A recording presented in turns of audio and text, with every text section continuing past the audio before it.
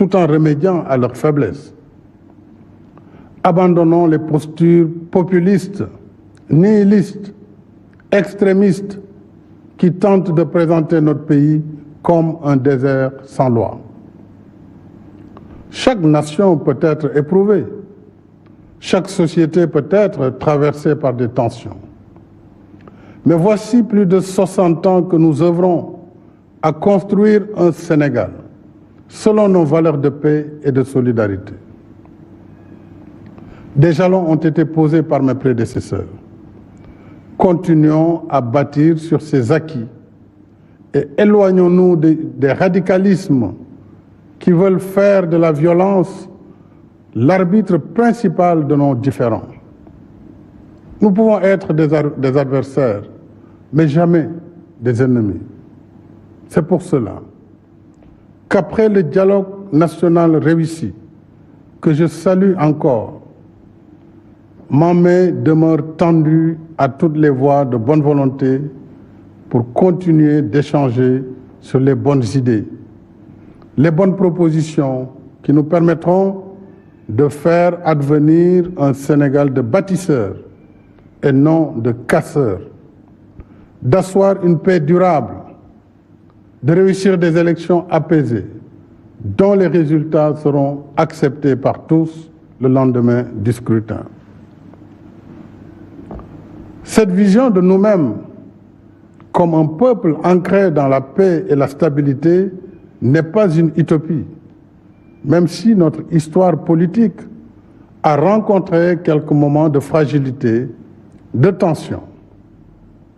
Notre force a été d'avoir toujours su trouver les mots, les paroles, les rencontres pour converser, pour penser ensemble les plaies, guérir ensemble les maux. Et depuis mon investiture à la magistrature suprême, mon gouvernement et moi n'avons ménagé aucun effort pour renforcer l'unité nationale, consolider les acquis de notre démocratie et le respect des droits de l'homme. Nous n'avons cessé de relever les défis liés au développement économique et social. Nous avons un bilan qui amène nos adversaires, même ceux parmi les plus virulents, à reconnaître que nous avons fait progresser le Sénégal.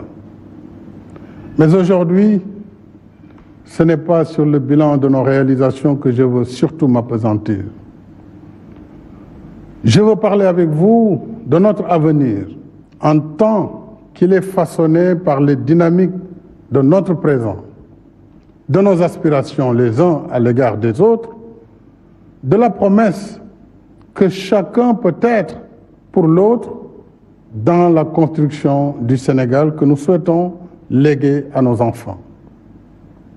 Je veux donc parler de ce que le Sénégal de demain exige de nous aujourd'hui, nous les contemporains. Je veux évoquer nos responsabilités en tant que communauté de destin. Nous sommes condamnés à une solidarité susceptible de préserver l'unité de notre nation, malgré les tensions et divergences qui peuvent nous opposer. Cette solidarité ne signifie pas une totale convergence des points de vue, une uniformisation des consciences, une domination des uns par les autres. Cette solidarité est celle qui nous empêchera de traduire nos désaccords, nos dissonances dans des violences meurtrières, justement parce que nous aurons su nous abreuver dans les sources démocratiques, morales, spirituelles et culturelles du grand peuple sénégalais. Cette solidarité, mes chers compatriotes, c'est celle qui poussera chaque individu à développer les comportements qui ne menacent pas l'avenir de notre nation. Cette solidarité, enfin, c'est celle qui fera de chacun, de chacune de nous, une digue contre la violence. J'entends bien les aspirations du peuple sénégalais, de sa jeunesse en particulier, de ses attentes légitimes en matière de justice socio-économique, de création d'emplois, de renforcement du système d'éducation et de formation professionnelle, de meilleurs cadres de vie. Je comprends la volonté de notre jeunesse de vouloir vivre une vie qui vaut la peine d'être vécue ici au Sénégal et non ailleurs. C'est justement à nous concerter, à repenser ensemble cette solidarité que nous parviendrons en tant que société à répondre aux justes revendications de notre jeunesse et de l'ensemble des citoyens sénégalais. Jamais la violence n'a permis à un pays de répondre aux aspirations de sa population. Loin d'être une solution, la violence et les discours qui la construisent sont les signes d'une démission morale, intellectuelle, politique et citoyenne. N'est-ce pas à réinventer de nouvelles manières de penser le développement de notre pays et de l'Afrique que nous devons nous atteler ensemble afin d'assumer notre destin dans un monde de plus en plus instable. Mais pourrait-on collectivement nous ouvrir à des possibles, produire le meilleur de nous-mêmes, si nos intérêts politiques personnels nous dressent les uns contre les autres, poussant ainsi une partie de la jeunesse dans la banalisation de la violence. À l'heure où se reconfigurent les rapports de pouvoir au niveau global, où la révolution numérique nous plonge dans des ailleurs incontrôlés, le Sénégal et l'Afrique, de manière générale, ont plus que jamais besoin de se réarmer scientifiquement et intellectuellement pour la production des savoirs et des savoir-faire capables de défendre l'intérêt de nos populations et de nos cultures. Nous avons des intelligences et des ressources humaines ici, mais aussi disséminées à travers le monde, que seul le sens de la solidarité pourrait mobiliser au service d'une Afrique forte dans un monde malmené par des luttes d'influence et de domination. La violence, mes chers compatriotes, est un frein à la mise en œuvre de nos capacités, de notre engagement à faire émerger un Sénégal prospère, un Sénégal de richesse partagée, bref, un Sénégal de tous, un Sénégal pour tous. C'est fort de la conviction d'un Sénégal enraciné dans les vertus de la paix et du dialogue que j'ai appelé à l'organisation d'un dialogue national ouvert, pluriel et inclusif.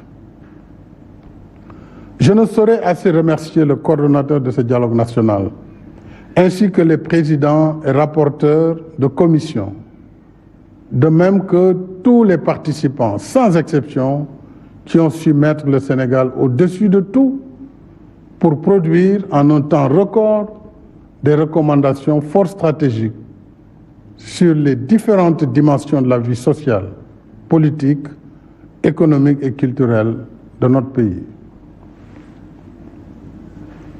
Je salue les conclusions très positives du dialogue national, dont la mise en œuvre débutera cette semaine par la saisine de l'Assemblée nationale pour la modification de certaines dispositions de la Constitution et du Code électoral, entre autres.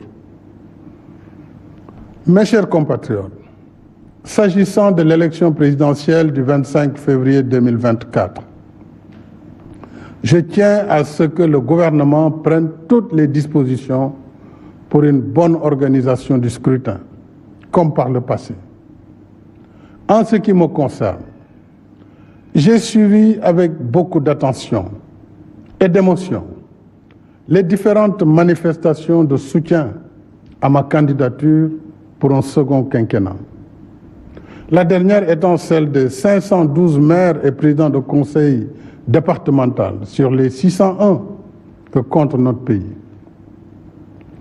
À cela s'ajoute les soutiens de la diaspora, de mouvements de jeunes, de femmes, de nos respectés sages, d'enseignants, d'arabisants, de mouvements de religieux et bien d'autres groupes, tous déjà prêts pour mener le combat de ma réélection.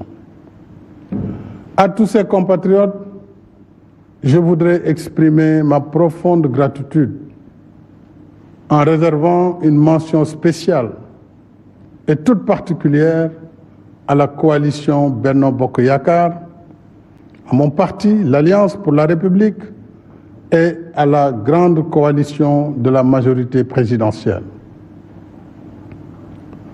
Mes chers compatriotes, ma décision, longuement et mûrement réfléchie, est de ne pas être candidat à la prochaine élection du 25 février 2024. Et cela, même si la Constitution m'en donne le droit. En effet, depuis la révision constitutionnelle de 2016, le débat juridique a été définitivement tranché par la décision du Conseil constitutionnel numéro 1 C-2016 du 12 février 2016. Je sais que cette décision de ne pas être candidat surprendra tous ceux et celles nombreux dont je connais l'admiration, la confiance et la fidélité sincère. Elle surprendra aussi ceux et celles qui souhaitent me voir encore guider la construction du Sénégal, qui trouvent de plus en plus ses marques. Mais le Sénégal dépasse ma personne et il est rempli de leaders également capables de pousser le pays vers l'émergence. On a tant spéculé, commenté sur ma candidature à cette élection. Cependant, je n'ai jamais voulu être l'otage de cette injonction permanente à parler avant l'heure, car mes priorités portaient surtout sur la gestion d'un pays, d'une équipe gouvernementale cohérente et engagée dans l'action pour l'émergence, surtout dans un contexte socio-économique difficile et incertain. Contrairement donc aux rumeurs qui m'attribuaient une nouvelle ambition présidentielle, je voudrais dire que j'ai une claire conscience et mémoire de ce que j'ai dit, écrit et répété ici et ailleurs. C'est-à-dire que le mandat de 2019 était mon second et dernier mandat. C'est cela que j'avais dit et c'est cela que je réaffirme ce soir.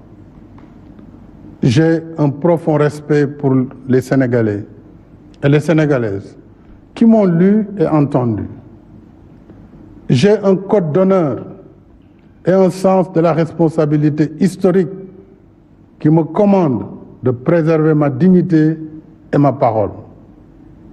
Je rends ici un hommage à mes prédécesseurs, les présidents Léopold Sédar Senghor, Abdou Diouf et Abdoulaye Wade, dont les parcours sont bien sûr différents, mais qui ont contribué chacun à construire l'image de ce Sénégal démocratique qu'il faut perpétuer.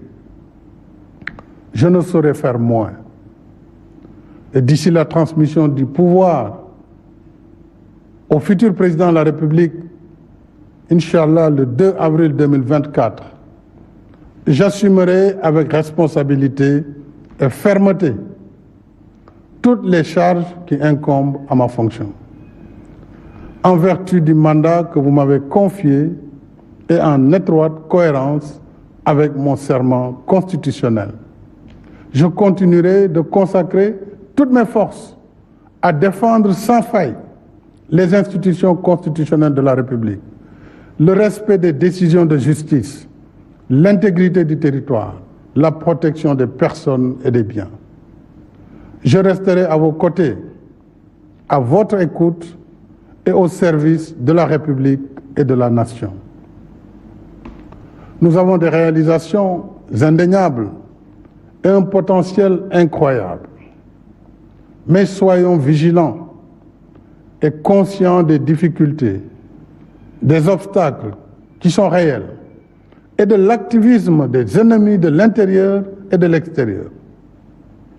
L'enjeu essentiel pour moi, c'est que notre cher Sénégal, ce pays que j'ai à cœur, que vous avez à cœur, garde le cap vers l'émergence dans la voie de l'action, de la paix, de la stabilité, du respect du droit, de l'ordre public, dans l'unité nationale et la cohésion sociale.